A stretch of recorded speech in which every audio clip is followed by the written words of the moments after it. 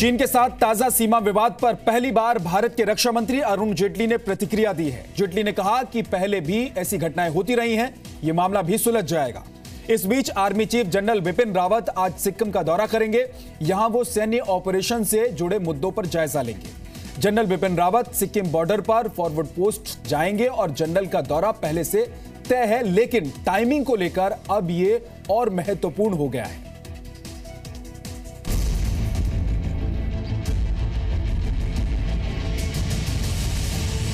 चीन की बदमाशियों पर जनरल की सीधी नजर।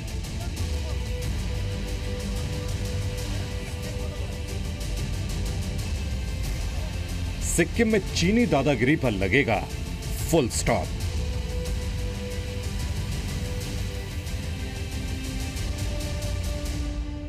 आज army chief general Bipin Rawat Sikkim के दौरे पर जाएंगे। पिछले दिनों सिक्किम में भारत चीन बॉर्डर पर चीन के सैनिकों ने भारतीय सेना के बंकर ढहा दिए थे। इतना ही नहीं, चीन ने कैलाश मानसरोवर की यात्रा भी रोक दी थी और तीर्थ यात्रियों को बॉर्डर से वापस लौटा दिया था, जिसके बाद दोनों देशों में तनाव बढ़ गया। इन दोनों घटनाओं के बाद आर्मी चीफ का सिक्किम दौरा अहम हो गया है। हालांकि सेना प्रमुख का यह दौरा पहले से तय था, लेकिन ये चीन के साथ चल रहे बॉर्डर पर तनाव के ताजा हालात के बीच बहुत महत्वपूर्ण हो गया है। जनरल बिपिन रावत सिक्किम बॉर्डर पर फॉरवर्ड पोस्ट पर जाएंगे और सीनियर कमांडर्स के साथ सुरक्षा के हालात की समीक्षा करेंगे। चीन के साथ सीमा विवाद पर पहली बार सरकार ने प्रतिक्रिया दी है।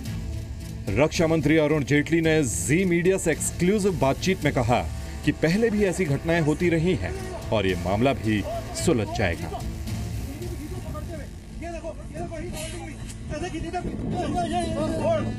अनसेटल्ड बॉर्डर के ये कॉन्सिक्वेंसेस हैं और पहले भी ऐसी घटनाएं होती रही हैं और इस तरह की स्कर्मिश होती हैं। वहाँ गोली तो नहीं चलती, लेकिन स्टैंड ऑफ्स होते हैं और फिर धीरे धीरे कुछ समय बाद स्टैंड ऑफ समाप्त होते हैं। मैं उम्मीद करता हूं कि ये स्टैंड ऑफ भी समाप्त होगा। जून के पहले हफ्ते से सिक्किम के डोकाला इलाके में भारत और चीन की सेना के बीच विवाद जारी है। चीन ने सिक्किम से लगी सीमा पर पुराने भारतीय बंकर को बुलडोजर से तबाह कर दिया था। चीन ने भारत और अमेरिका की बढ़ती दोस्ती पर हमला किया था। चीन के सरकारी अखबार ग्लोबल टाइम्स ने लिखा था कि चीन के बढ़ते असर की वजह से भारत और अमेरिका एक दूसरे के करीब आए हैं। ग्लोबल टाइम्स के मुताबिक चीन को रोकने के लिए अमेरिका के साथ मोर्चा बनाना भारत के हित में नहीं है। इसका विनाशकारी परिणाम हो सकता है। भारत अपनी गुटनिरपेक्ष नीति को छोड़ते हुए अगर चीन का मुकाबला करने के लिए अमेरिका का मोहरा बनता है तो वो नए संकट में पड़ जाएगा। हालांकि तमाम विवादों के बीच भारत सीमा पर शांति बनाए रखने की कोशिश कर रहा है। ब्यूरो रिपोर्ट, जी मीडिया। बात समाजवादी पार्टी के नेता आजम खान की। आजम खान ने मंगलवार को सेना का अपमान किया था, सेना पर विवादित बयान दिया था। कल रक्षा मंत्री अरुण जेटली ने आजम खान को जवाब दिया। जेटली ने कहा कि जो लोग पत्थरबाजों का समर्थन करते हैं और सेना का अपमान करते हैं, ऐसे लोगों को देश कभी स्वीकार नहीं करेगा।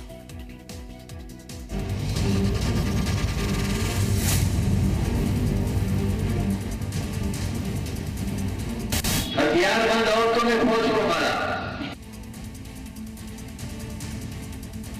एक्सट्रीम आइडियोलॉजीज रखने वाले लोग, उनको इसमें भी लज्जा नहीं आती कि हम नारा लगाएं कि देश के टुकड़े टुकड़े। खराब तब लगता है कि जब हमारे भी थल सेना अध्यक्ष एक सड़क के मतलब गुंडे की तरह अपने बयान देते हैं। ये जो एक फिलॉसफी पैदा हुई है, इसकी देश के मानस में कोई स्वीकृति नहीं। कमजोर देश रहे, कमजोर राज्य रहे, ये फिलॉसफी इस देश में चलेगी नहीं। देश के रक्षा मंत्री अरुण जेटली ने साफ साफ ऐलान कर दिया है कि चाहे सरकार के बारे में विपक्ष कुछ भी कहे, लेकिन देश विरोधी बातें स्वीकार नहीं की जाएंगी। जी मीडिया को दिए एक्सक्लूसिव इंटरव्यू में रक्षा मंत्री अरुण जेटली ने कहा कि कुछ लोग देश विरोधी बात करते हैं, सेना का अपमान कर रहे हैं, देश के टुकड़े होंगे जैसे नारे लगाते हैं। ऐसे लोगों को देश कभी कबूल नहीं करेगा। एक्सट्रीम आइडियोलॉजीज रखने वाले लोग, उनको इसमें भी लज्जा नहीं आती कि हम नारा लगाएं कि देश के टुकड़े टुकड़े। कुछ लगाते हैं जो कि देश पे हमला करने वाले बुरहान वानी जैसे लोगों को एलुजाइज करना, उसको हीरो बनाना, आर्मी के ऊपर प्रहार करना। मुझे लगता है कि ये जो एक फिलॉसफी पैदा हुई है, इसकी देश के मानस में कोई स्वीकृति नहीं है। सेना और देश के अपमान के मामले में सरकार सख्त संदेश दे रही है। बावजूद इसके आजम खान जैसे नेता सेना के खिलाफ आपत्तिजनक बयान दे रहे हैं। समाजवादी पार्टी के नेता आजम खान ने रामपुर में समाजवादी पार्टी के दफ्तर में एक कार्यक्रम के दौरान कहा था कि महिला दहशतगर्द सेना से रेप का बदला ले रही हैं। हिंदुस्तान की सियासतदान बैलेट के बजाय बुलेट पर यकीन करना चाहते हैं। बैलेट के रास्ते को उतर करके बुलेट के रास्ते इख्तियार करना चाहते हैं। अंजाम सामने है। कश्मीर, त्रिपुरा, बोडो तहरीक, अरुणाचल, आसाम, बंगाल, झारखंड, औरतों ने मारा फौज को और लाशों से जो जिस्म का हिस्सा काट कर लेकर गए, वो हिंदुस्तान की एक असल जिंदगी का पर्दा उठाती है। बाद में अपने बयान पर सफाई देते हुए आजम खान ने कहा कि उन्होंने कभी भी सेना का मनोबल तोड़ने की बात नहीं की, लेकिन बीजेपी समेत कई दलों ने आजम खान के बयान पर कड़ी प्रतिक्रिया दी थी।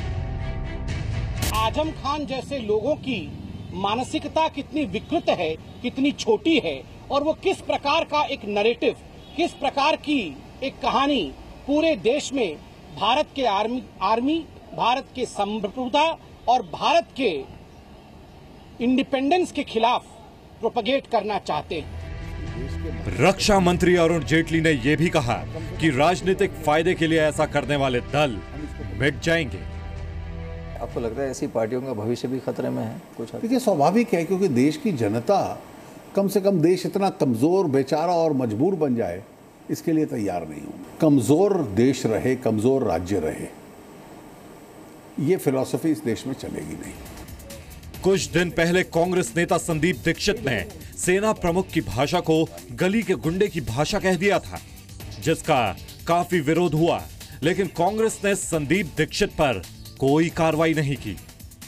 खराब तब लगता है कि जब हमारे भी थल सेना अध्यक्ष एक सड़क के मतलब गुंडे की तरह अपने बयान देते हैं। पाकिस्तान का दे तो दे, वो तो है ही, उनकी तो फौज में क्या रखा है साहब, वो तो एक माफिया टाइप के लोग हैं। लेकिन हमारे सेना अध्यक्ष भी इस तरह के बयान क्यों देते?